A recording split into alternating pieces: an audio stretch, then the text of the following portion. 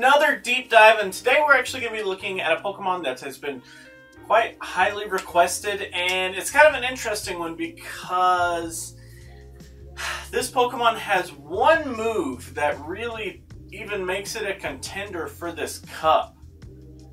So let's actually figure out how good this Pokemon actually is with this move. So today we're actually going to be talking about Blaziken. Blaziken is actually a fire and fighting type Pokemon at level 40 with 15s across the board. You can max out at 2848 here. That's actually pretty nice. It's pretty high, so it does mean that we won't get all of our stats kind of fleshed out, but it's a-okay. 1499 at level 19.5. You can achieve that with a 1-15-15 spread there, attack, defense, and stamina respectively.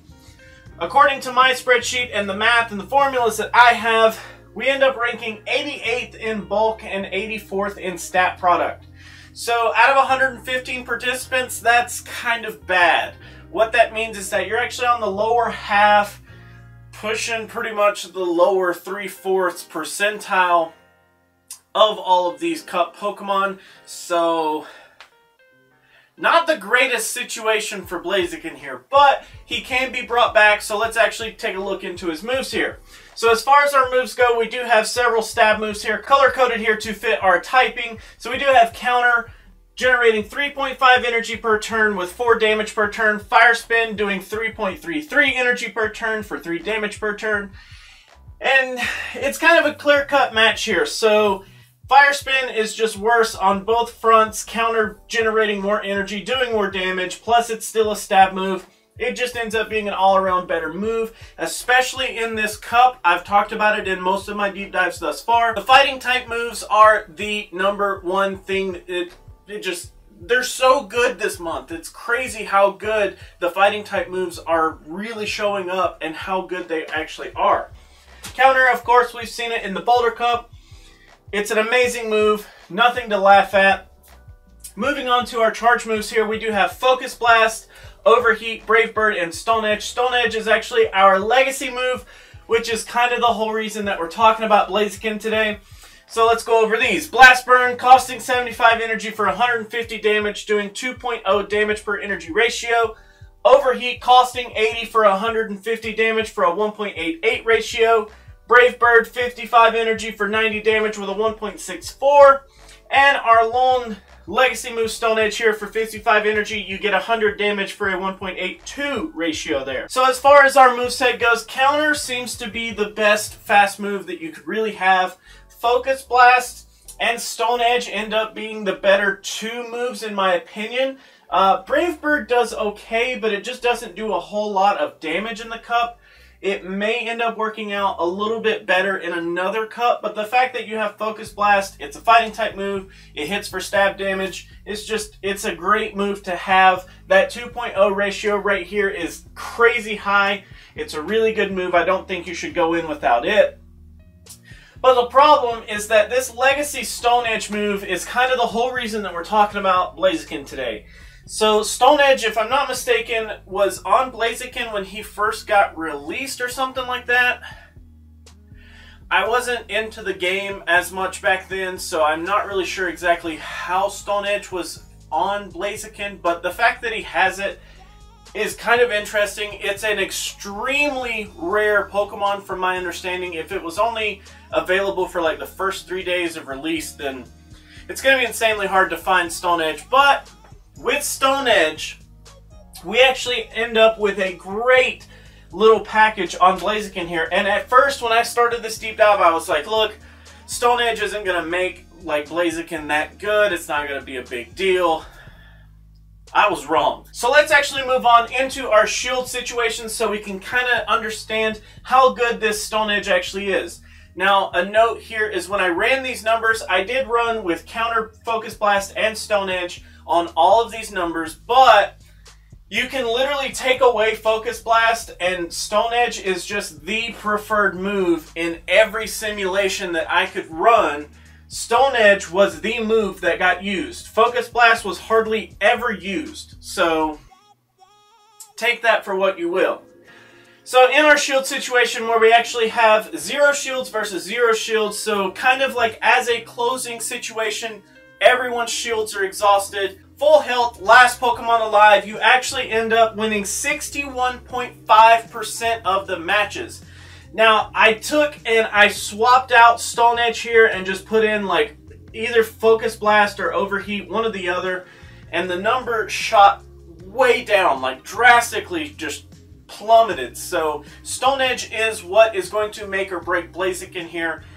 He's gonna have to have this Stone Edge to really be viable, in my opinion. It's such a necessity for Blaziken to survive. It's low energy, high damage, but we'll get to that.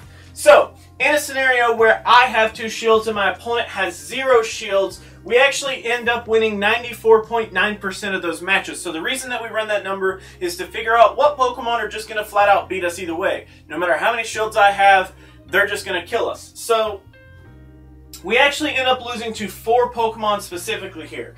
Empoleon, Walrein, Bronzong, and Jinx. It doesn't matter how many shields we have, they're just going to flat out beat us. And that's okay. That's a good sign that you know that information, so that when you go up against those Pokemon, you either have the opportunity to switch, or you have the opportunity to say, I'm not going to waste my shields here because it's not even going to be worth it.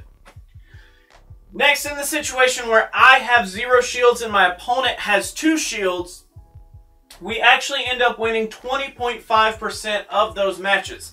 So the reason that I run those numbers is because it kind of just flat out tells you that these Pokemon cannot beat us no matter what they have. A lot of the Ice types end up falling into this category, and a lot of Steel types do as well. So Ice types are going to get really wrecked by this counter. They also have a lot of trouble with Stone Edge. Steel types, of course, do get wrecked by this counter, and they also have some trouble with Stone Edge, but not too much. The fact that we can just push through the Ice and the Steel type Pokemon really does set up a nice little 20% compared to what was Typhlosion, like 9%? Like, you do end up winning a lot more matches as a Blaziken instead of a Typhlosion, so take that for what you will.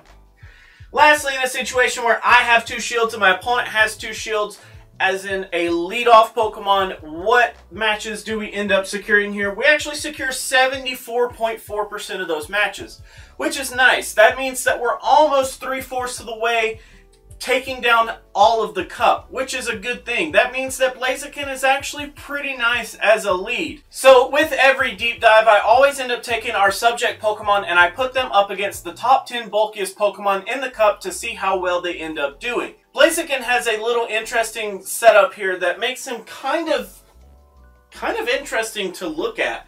So in terms of what we lose against, we actually end up losing against Steelix, Altaria, Lapras, and Skarmory. Steelix has the ground type coverage to really put a hurting on our fire typing here. Altaria has access to Sky Attack. Lapras has access to Surf. Skarmory has access to Air Slash and Sky Attack as well. So you can kind of see that flying types and water types are going to be a big issue for us. No surprise there considering our typing.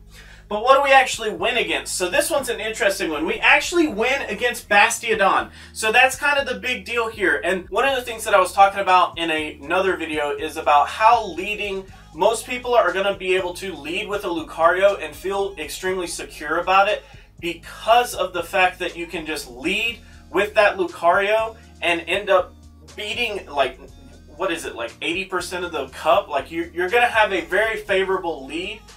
The fact that Blaziken has a decent chance at a lead and you're actually able to take out Bastiodon with that, that puts him in a really cool position because he's pretty favorable in a lot of the matchups, plus Bastiodon, and we'll get into it, but you actually tie against Lucario, so Blaziken actually might be a fairly good option as a lead here.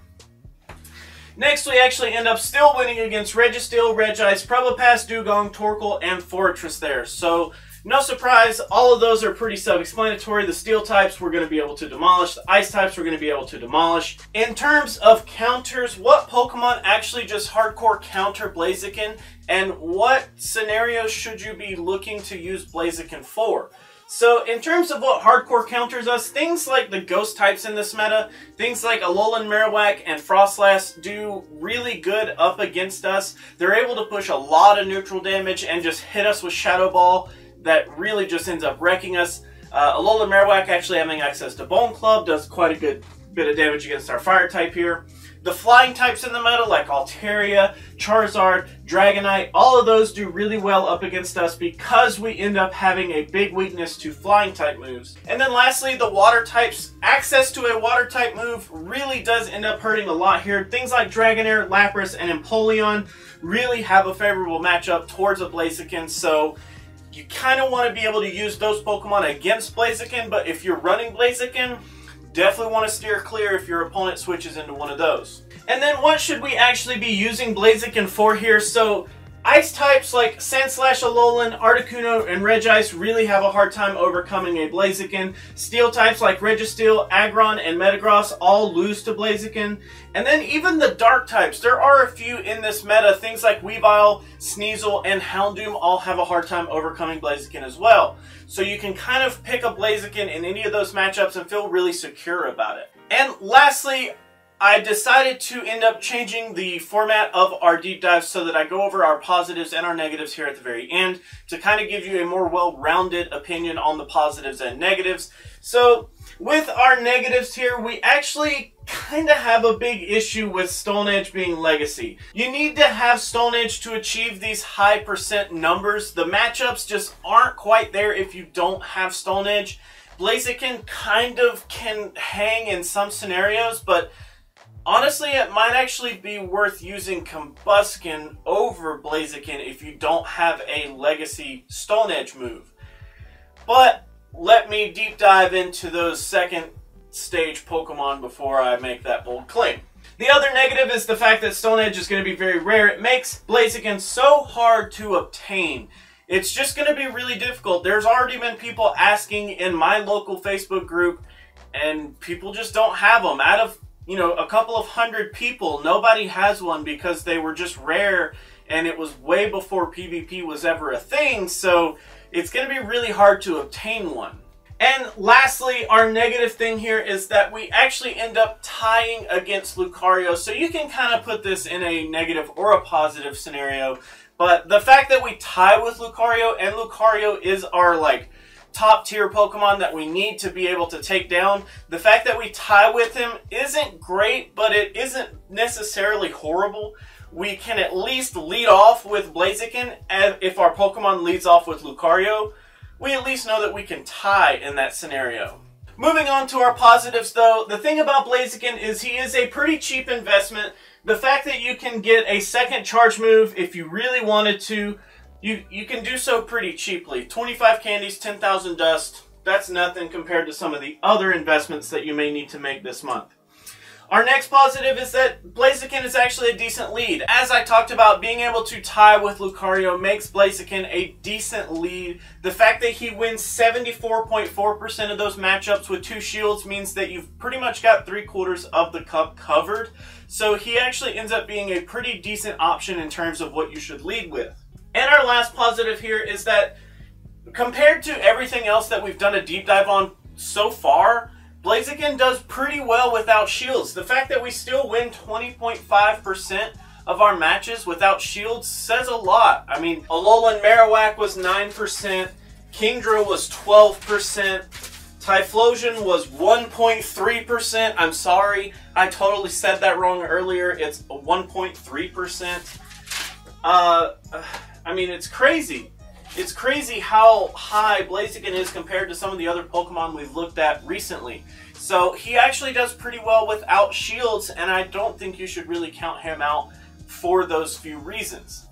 So, as far as moveset, definitely look at Counter as your fast move, way better than Fire Spin here. Definitely try to find one with Stone Edge, or if you're lucky enough to already have one. So that is actually all that I have for Blaziken today, guys.